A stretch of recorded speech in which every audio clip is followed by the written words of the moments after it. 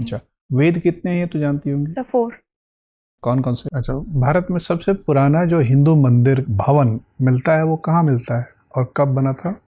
Sir ये गुप्त काल में मिलते हैं। जैसे भीतर गांव मंदिर है कानपुर का, जो ईंटों से बना, वो सबसे पुराना माना जाता है। कब का है लगभग?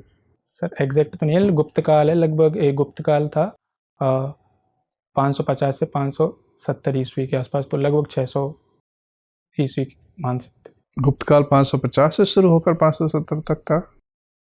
कौन था गुप्त काल का पहला शासक? सॉरी सर, 300 से 550 के साथ।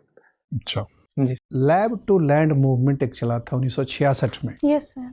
जिस साल हरियाणा का जन्म हुआ। Yes sir. क्या था वो मूवमेंट? सर उसमें बेसिकली खेती, मतलब लैंड से लेके और लैब तक, मतलब अनुसंधान, उनको जोड़ा गया था ताकि पूरी चैन प्रोसेस है जो कृषि की, उसमें सर इम्प्रूवमेंट किया जा सके। मतलब पूरी आपूर्ति श्रृंखला। यस सर, आपूर्ति श्रृंखला। और कौन कौन से कदम उठाए गए थे जिससे हरित क्रांति फलीभूत हो पाई?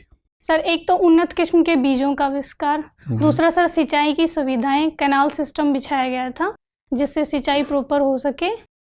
मुरैना में एक 64 योगिनी मंदिर है, इतिहास के विद्यार्थी हैं तो जरा विस्तार से बताइए क्या है मंदिर? सर मुरैना के पास में मितावली गांव में 64 योगिनी का मंदिर, वो जो गोलाकार है उसमें 64 योगिनियों की मूर्ति हैं और बीच में सर महादेव का मंदिर भी है। तो 64 योगिनियों को सर तांत्रिक और रक्षा के लिए उनका वो माना जाता है उनको, और उससे सर इंस्पिरेशन हुआ है जो पहले के जो पुराना संसद भवन है उससे इंस्पायरिंग माना जाता है। और सर ये कच्छप घाट वंश के शासक ने मध्यकाल में 1323 ईस्वी के समय आसपास बनवाया था। कच्छप घाट वंश कब से कब शासन कर रहा था और क्या क्षेत्र था उसका? सर ये ग्वालियर और मुरैना के आसपास ये क्षेत्र था। एग्जैक्ट तो नहीं लग पता, लेकिन जो पूर्व मध्यकाल से मध्यकाल का जो आसपास का समय था। जी सर। डिफरेंशिएशन और इंटीग्रेशन, इन दोनों में क्या फ़र्क होता है? सर डिफरेंशिएशन छोटी छोटी इकाइयों को अलग करता है, बड़ी इकाइयों को छोटी इकाइयों में अलग करता है, और इंटीग्रेशन में बड़ी छोटी छोटी इकाइयों को एक किया जाता है।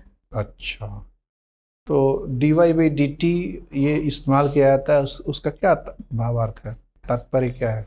सर डी वो डिफरेंशिएशन का शॉर्ट फॉर्म के रूप में यूज़ किया जाता है। उसमें d जो है स्मॉल d, y से पहले जो लगा है और t से पहले जो d लगा, उसका क्या मतलब है? सॉरी मुझे इसकी जानकारी नहीं।